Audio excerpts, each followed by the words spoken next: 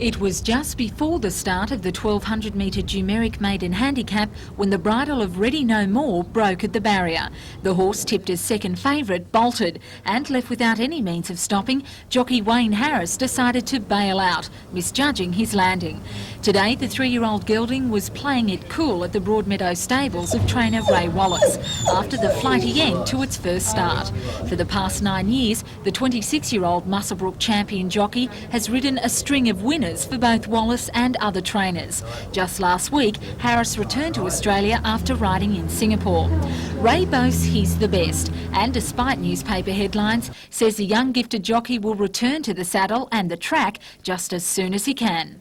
He wasn't seriously injured at all, but of course we didn't know that until a couple of hours later. At the time it did look bad, but afterwards when they'd done the x-rays and so on, they found that it wasn't serious at all. The only breakage he had was his thumb, his left thumb. He broke his thumb and pulled the cartilage from there. He's to be operated on at 5:30 this afternoon, and they expect that to be quite okay. Well, you've been up to see him. Just how is he today? Wayne just less than an hour ago, and he's in good spirits. And apart from being sore and what have you, he's quite okay. And what happens to Ready No More? Well, Ready No More will race again. Hopefully he'll ride him and win on him. I hope so, for his sake anyhow. Okay. Okay. That's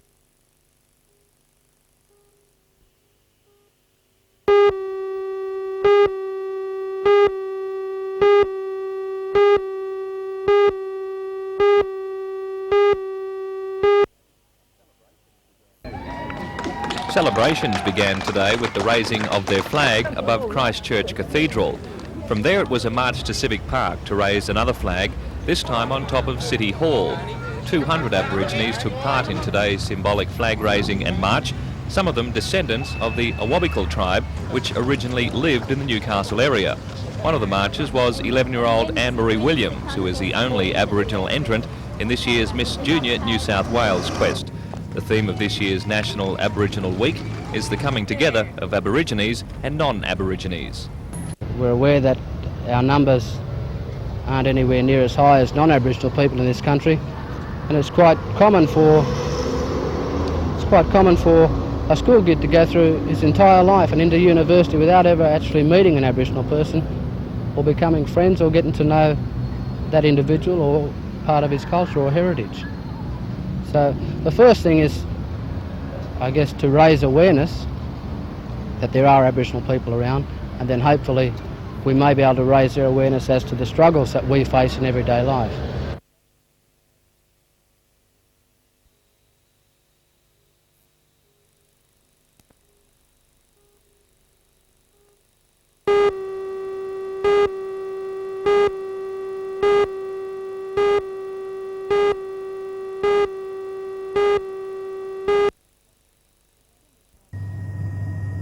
A semi-trailer and a Gemini station wagon were both travelling in a southerly direction along the Pacific Highway late this afternoon. According to police, the Gemini was travelling ahead of the semi-trailer.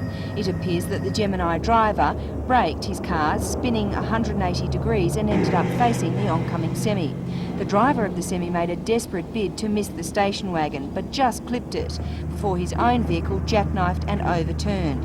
His load of wool ended up scattered on the highway. No one was seriously injured, but the drivers of both vehicles were taken to the Wyong Hospital.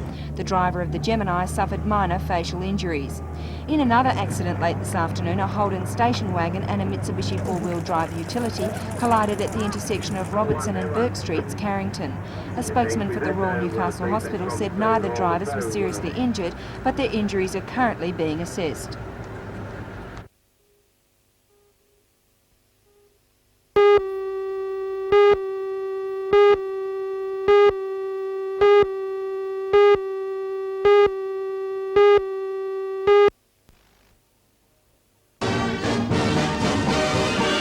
The Derby was organised as part of the day's activities on the anniversary of the university becoming fully independent.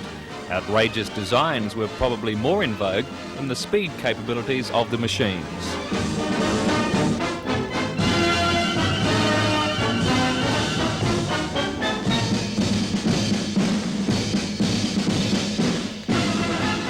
Those magnificent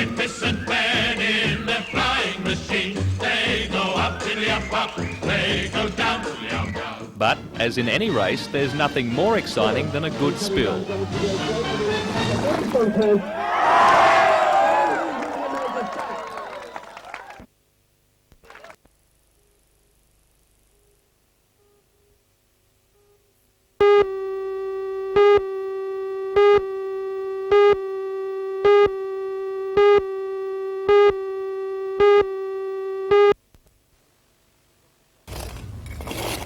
Dr. John Turner of the university's history department stumbled across the site when he discovered this brick section while walking his dog. Uncovering the rest of the block's hidden secrets has now become a matter of urgency, as the land is part of the SRA package, which goes under the auctioneer's hammer on Thursday. Dr. Turner and his team of volunteers have till then to uncover something of historic importance, which will give them a case for having the site preserved. Dr. Turner believes from early plans that they have uncovered a section of an old convict lumber yard and stockade, which was built in this area between 1804 and 1822. The stockade was very large and would today be bounded by Telford, Scott and Watt Streets. In those days, Newcastle was simply a cluster of huts on the harbour shore, and Nobby's was a separate island. Today the team uncovered a drain whose bricks showed the distinctive arrow of convict labour in the early 1800s. Now the team is in a race against time to add to the discovery. We are working, trying to find as much as we can that will indicate just how valuable the site is in the space of a few days. Do you think it'll be a tragedy if the site's not preserved? Well, it certainly would be if we could find material sufficiently significant here. Yes, it would be a tragedy. A spokesman for the SRA said at this stage they have been informed of nothing that will alter their development plans. However, he said that if they received expert advice that the site was historically valuable, they would reassess their action.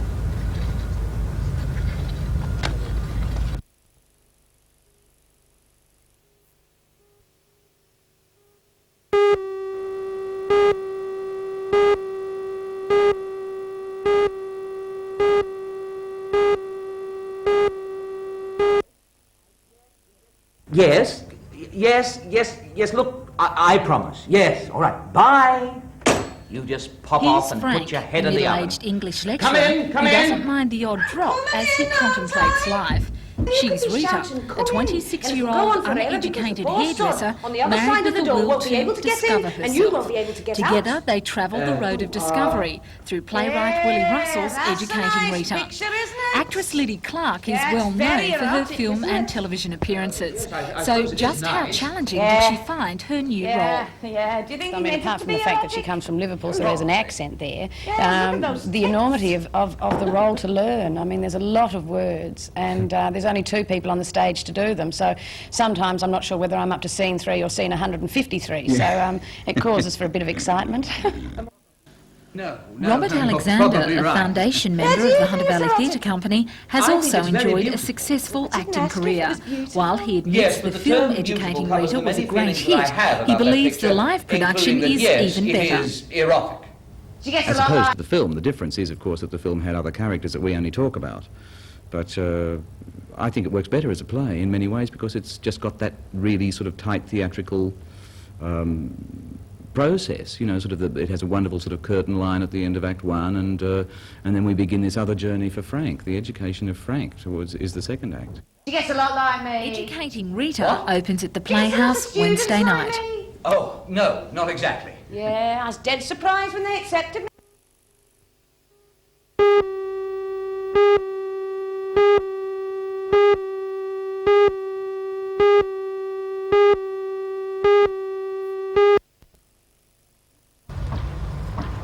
This prime waterfront site, which LJ Hooker says is probably the best site ever to go under the hammer in Newcastle, continues to be the cause of a massive wrangle.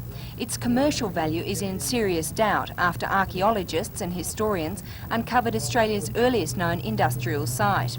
It was once a lumber yard and stockade where convicts toiled in the 1800s. Unions today joined the row and sent Premier Unsworth a letter calling for a moratorium on any development. Well, we believe that taking the emerging public opinion, the widespread public opposition to disposal of the land, and taking the archaeological dig over the weekend, and having the well-known historian Dr. Turner saying that it's probably one of the most significant archaeological finds in Australia, then obviously we believe there's sufficient reason there for the Premier even at this late stage, to put a moratorium on the auction sale on Thursday until such times as all these issues are canvassed in a public fashion. Mr Barrack says he's fairly confident that a meeting of building union delegates will vote tomorrow night to place green bans on the entire site. I believe that some support will be forthcoming, that the building unions traditionally have played a role in the Newcastle East, going right back to blanket bans on any development in the Newcastle East pending the development of an overall management plan. Meanwhile, a government-appointed archaeologist, Dr Damus Beerstow, is racing against the clock to get a report to the Heritage and Conservation Branch. At the dig on the weekend, she said she'd be recommending that an interim conservation order be placed on the property. It appears that the State Rail Authority plans to push ahead with the auction regardless. A spokesperson said the auction could be held even if there was an interim conservation order. It would be up to investors to decide if they wanted to bid. But at this stage, the SRA had heard nothing about the convict fines.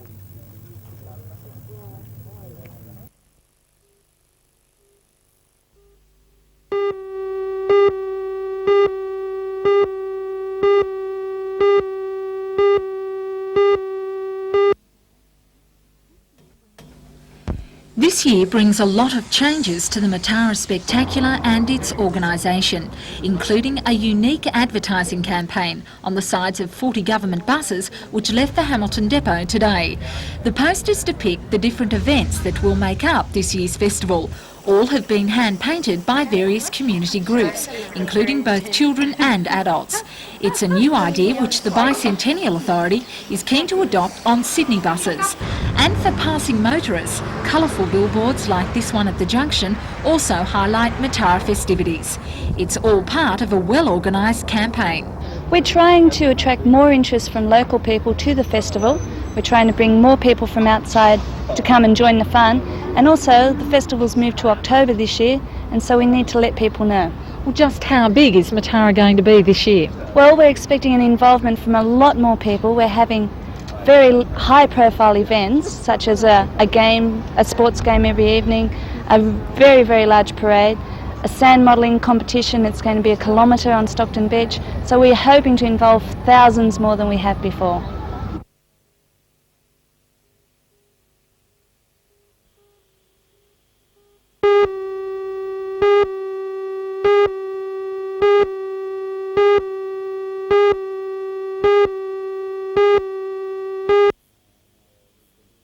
And we think perhaps out in the secondary institutions, the schools and so on, there needs to be a little bit more understanding on the part of the students what we have to offer in terms of courses, career prospects.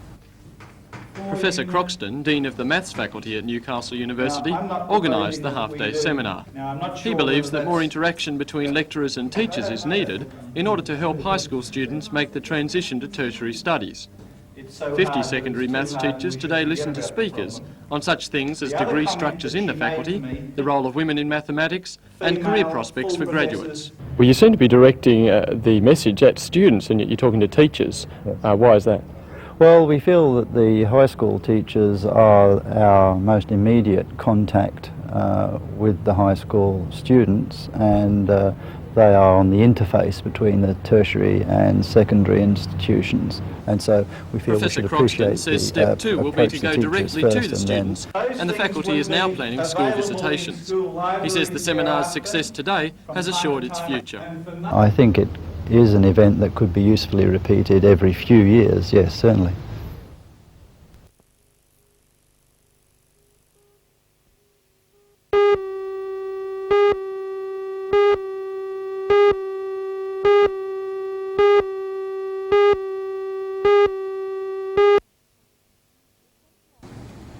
The centralised traffic control system was introduced to the Newcastle area 2 years ago for the section between Maitland and Casino.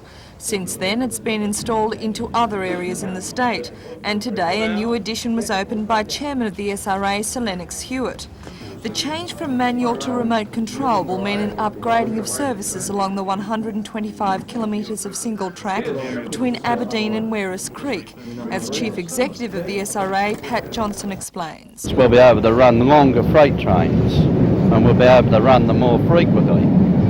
Well, we'll cut our passenger times down, say on the northern tablelands, XBT. We'll reduce the time by up to 30 minutes when we can change the timetable. But we've now got the potential to do it. From now on, the section will be controlled by one man at a panel showing all train movements along that line. To get the ball rolling, Mr Johnson showed just how easy it all is. Down starting signal 0311M has been cleared. The centralised traffic control system is state-of-the-art, according to the SRA, as it incorporates fibre optic cabling for high-tech communication facilities. Mr Johnson says the next section to be changed over to remote control in this area is the line between Newcastle and the Hunter Valley.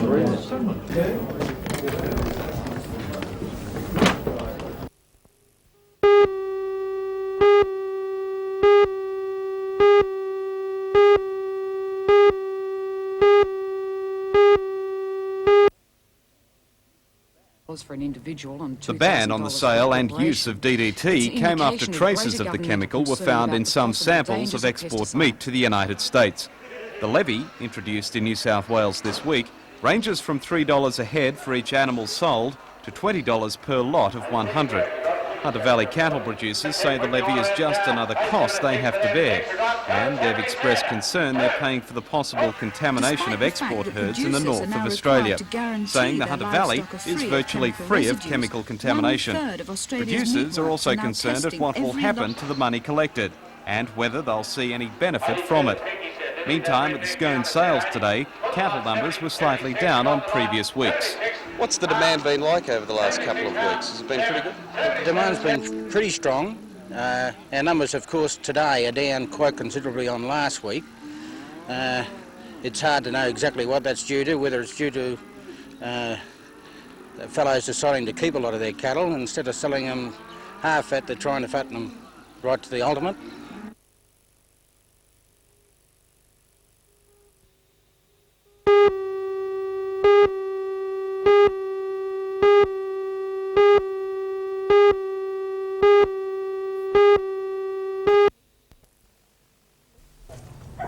Police were called to the house in Norfolk Street, Islington at about 4:30 this afternoon. Vincent Cockley says he was cleaning up the yard when he found the shell.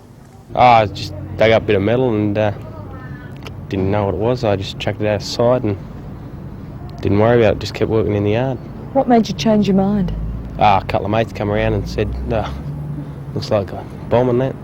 And just said, I'll ring up the police and ring them up and then here we are.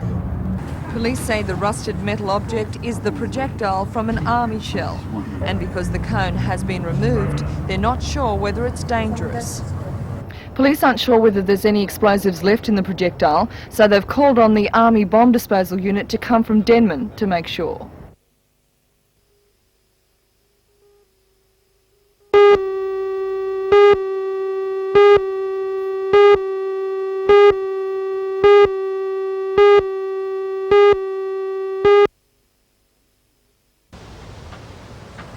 When the centre is finished in a few weeks' time, it will be the only one of its kind in Australia. The aim of the centre is to educate people about the necessity to preserve rainforests by telling them how they're formed and how delicately balanced they are. The centre will provide a valuable resource for schools with a display area and a theaterette to bring to life some of the easily missed plants and animals which live under a rainforest canopy. The beauty of the centre is that it's only a short walk from the main business area of Gosford, so that it will be accessible to all those who wish to commune with nature. The centre and the construction of the walking tracks have been paid for by the federal government, the Gosford City Council and the nearby Sarah Lee factory. Chairman of the Finance and Building Advisory Committee, Les McCarthy, believes the bicentennial project will be a resounding success after it's officially opened next year. Well, the concept is tied in with our bicentennial celebrations here for the development of Kappa's Gully, which is part of Rumballara Reserve. And this rainforest centre got its impetus through the Minister of the Environment, Barry Cohen, because of special funding being made available to educate the community on the importance of rainforest.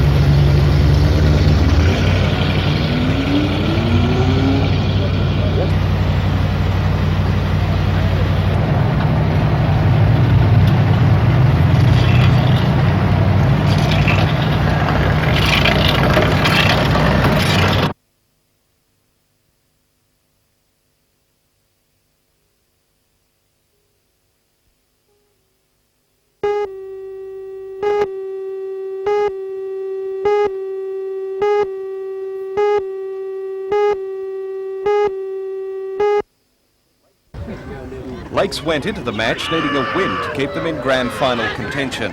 A good crowded Carl Oval saw some determined play from both sides, but it wasn't until the second half that Lakes began to show their dominance over the Pumpkin Pickets. The turning point came when winger Lindsay Bound scored after some fine lead-up work.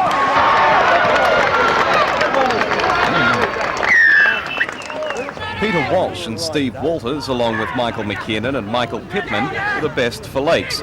Laurie Perry and Darren Hughes the pick for Maitland. In the third grade, Maitland won 16-2, and in the reserves, Lakes won 20-8.